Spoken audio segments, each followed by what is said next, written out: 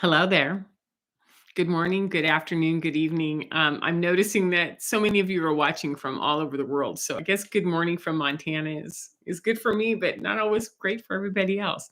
So let's get this out of the way. This right here is a brown recluse spider bite. It's a week old, started on Sunday afternoon, Monday, and I'm still covering it up. So I get to do a video with a band-aid on my face. It's always so much fun. So, for those of you watching, thank you for being here live. Thank you for tuning in. And I just so appreciate you because, oh my gosh, what a hell of a week we just have had and continue to have. So, we're going to talk about the concept of interference.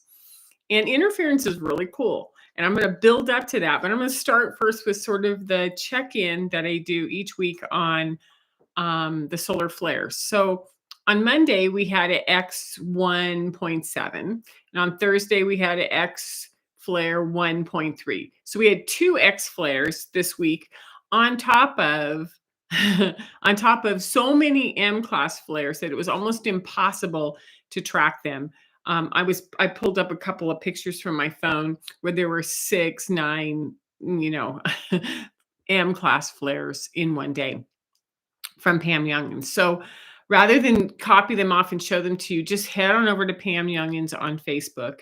And she does a phenomenal job of updating us on all of the flares and the storms and whatnot. So that's not to mention that there were a lot of C class, tons of C classes, high C, 7, 8, 9, almost M, and then these M's just coming at us. And then on top of that, I opened up my phone this morning, and at 7:30 Mountain Standard Time, the solar winds, which usually hang out between 3 and 10, were up at 46.3 and growing. So we've also shifted into a geomagnetic storm, which on the KP index, which goes, K 1 through 7, it's at a KP5. What that tells us is that we've got three enormous CMEs coming this way. They haven't hit Earth yet. I think those ones were just a little bit of the bumps of it. So we've got a week ahead. And so just know that we are in it. We're starting to go into the peak weeks, months of solar flares, and to be ready for them. What else can I say, right? So this last month seems to be intense with consistent M class flares. Now, I say that because I want to really drive that home. When we spend 2, 3, 4 weeks in M classes that are shaking us and rattling us and bringing us into those tower moments, right? What happens is we have to start learning tools on a different level. And I had a conversation with a girlfriend of mine who went to the same mystery school. We have a lot of insights and we share sort of bigger perspectives. And she was like, I'm so done with this idea that we have lessons to learn. Why if we just looked at it like it was interference? And I was like, perfect word, because we both know the Aleister Crowley Thoth deck of tarot. And we were like, it's interference. Oh my God, it's interference. Okay, so interference within the Crowley deck looks like this. It's the 8 of Swords. Okay, it is what happens when 6 unique individual swords are sort of shut down by something that we hold on to from our childhood, our past. Sometimes these swords mean mom and dad. Sometimes they mean bosses. They mean culture, environments. So I'm going to say that they are institutions that are held in place by family, religion. We're going to go through all of that, right? It is also what happens when Jupiter is in Gemini. And that's where we are right now. And we have some really big Jupiter things coming up. Jupiter aligns with Mars, Jupiter squares Saturn. So we want to pay attention because when this endurance card comes up, it's an 8. It's how we manifest. It's how we start to bring into form something that's been brewing underneath at the 7 of Swords, right? And now we're starting to bring it in. And yet this is a Bardo card. That means that this is one of those bigger life lessons and we're blocked. There's something going on here because what This card tells me when I pull it is that we're struggling with endurance. We're getting tired. We're getting weak. We're getting beaten down. And endurance is something that we want to hold on to. It's from worrying or thinking too much. It's having too many ideas and trying to figure out how to get around this, right? It's what happens when there's a difficulty with choice or choices from external. Like if I do this, then they will do that. If I do this, then they will do that. So it's mental unclarity, and what happens with our thoughts is our thoughts go into form. So when we don't know what we want, we're in a state of worry, we create it around us. So interference ends up being a really big concept to explore today. Now, within the Osho Zen, it looks like he calls it guilt. It's what happens when, it's beautiful outside, but all we're doing is thinking about all the problems and the struggles that we're having. And then when I go over to the light seers, it's like she's absolutely fine looking in the mirror, but what she sees in the mirror is someone who's tied up, blindfolded, with lots of crows tying her in knots, which are crows represent mental anguish, mental thoughts in this particular deck. So let's just keep holding on to this interference, which is like what happens when Jupiter goes into Gemini? And Jupiter's the harbinger of the unseen or the unexpected. It's when something is going to change for the better, and Jupiter's also an expander. So whatever we're facing is going to get big this month while Jupiter is in Gemini. And then Jupiter is going to square Saturn this month, August 2024 through June 2025. So we have some big work to do with this concept of our thoughts and interference. Okay, so interference is external. It will always be there. There's always going to be someone who doesn't agree with you, a family member that doesn't like your hair, the way you dress, the choices you make, whatever. And it's going to get louder. It's getting more challenging. So the way that I would say it is that it's actually like you just up the game. You went on the first level and now you're going to the next level game, and it's a lot harder and there's more distractions on the outside. So we have to look at what are we going to do with those? What are we going to do when those distractions come in, right? So true to form, I looked up interference, and it's, of course, to interfere. And to interfere is to hinder, to obstruct, or to keep, or to put something impending in place, right? Now, I thought it was really interesting that I went to the Oxford Dictionary, and it said that within physics, it's when two or more waves or wave trains are intersecting or coming into into coincident paths. So it's when things are coming together, like you and the external. It's just there's interference. So when we look at it and go, well, there's interference. There's something that's trying to throw me off my game. There's something that's keeping me from doing the work that I am here to do, and it's mental. It makes it so much easier to just go like, okay, it's interference. If I can just brush away the interference rather than taking it personal, rather than saying there's something really bad going on, we go into, okay, that's just trying to get my attention, because interference comes from conditioning. It comes from programming. It comes from our imprinting. And, this isn't a lesson. Are we going to learn how to address this particular stage of conditioning? It's more like we are deepening our skill sets in order to manage the challenges that are naturally with us on the outside. And so the idea is to recognize it and push it away, to recognize it and not la la la la la pretend it isn't there. What we do is we're like, oh, look, this is where my thoughts got me right now. Let's quiet those thoughts. Let's move them away so that I can be a better human that I'm here to be, right? So examples of interference when we're talking about conditioning, when we're talking about institutions, whether it, if you just look at just what's happened in this week, right? We have the stock market issues. We've got election options and campaigning. We've got war talks in the Middle East. We've got food prices.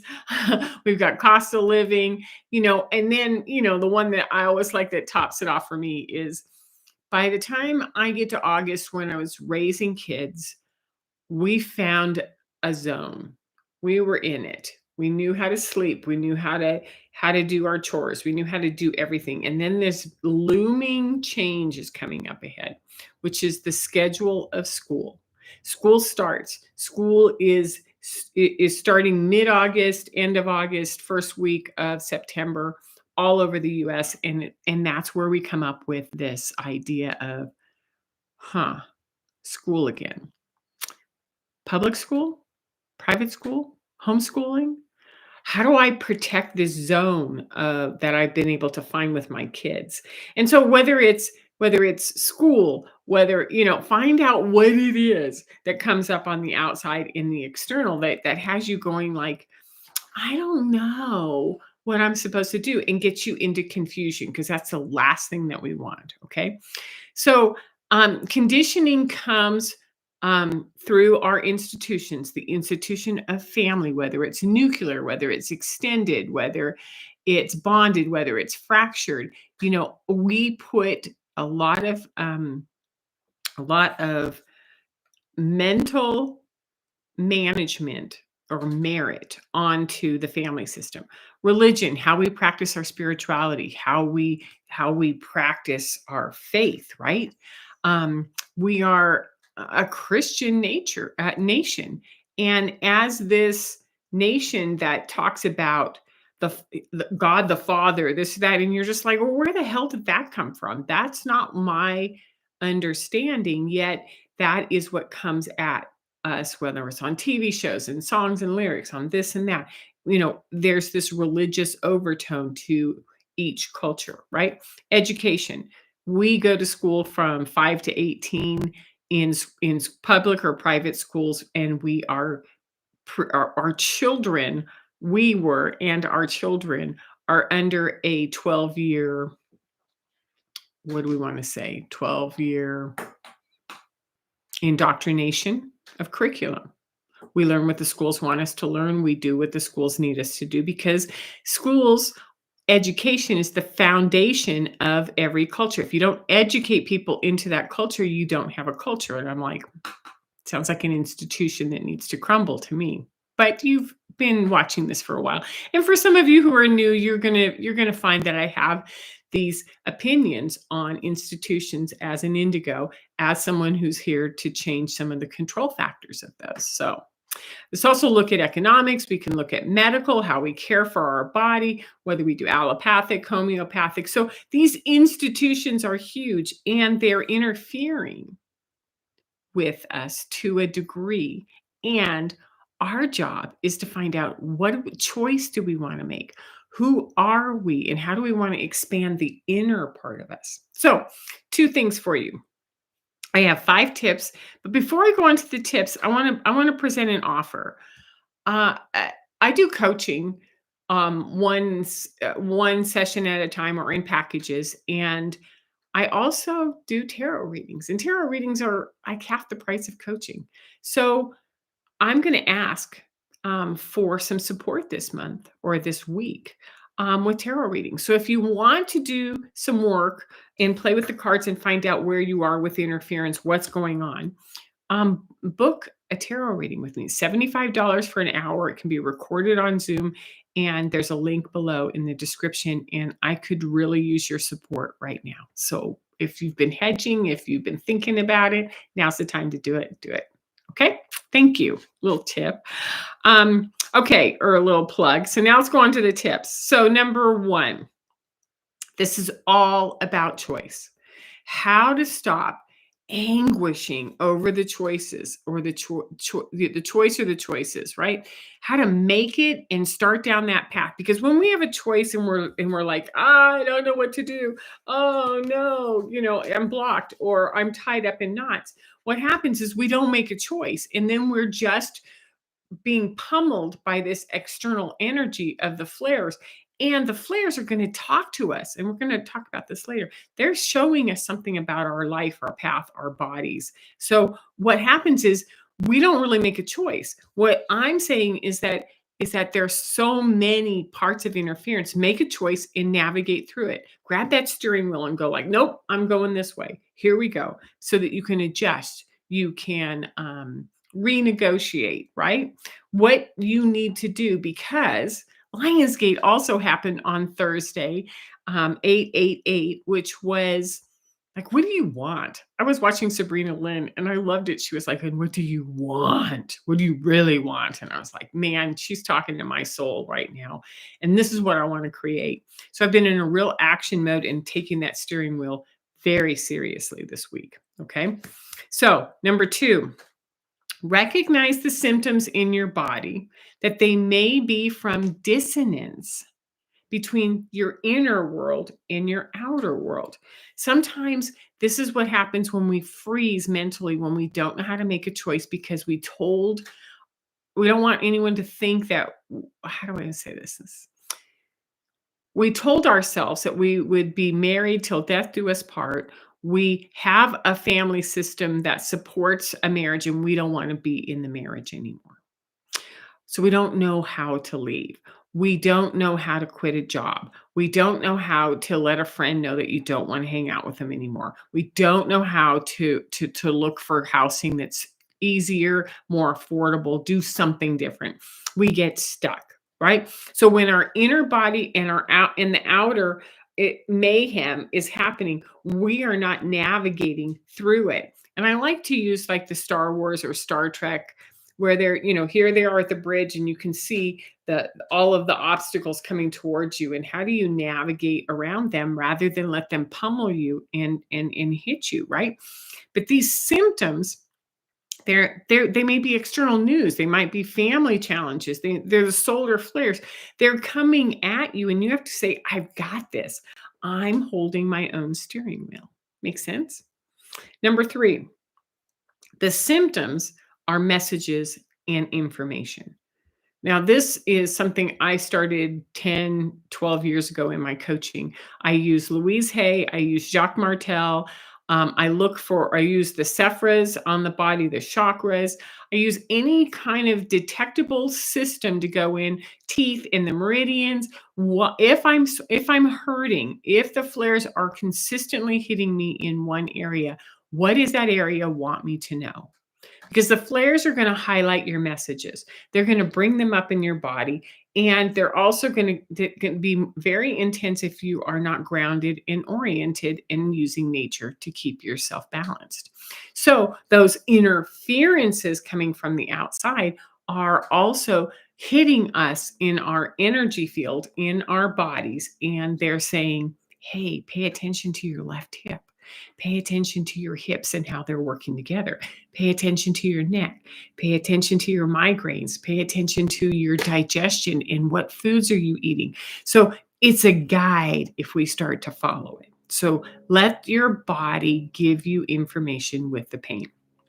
Number 4, explore your Jupiter. Go find out where Jupiter is and what sign, what house, and really go at it and find out what happens when Jupiter is confronting with Mars, a lot of fire aligned side by side, like what are they going to do? And then what happens when Jupiter is square your Saturn and these two are having a conversation for the next 9 months, right?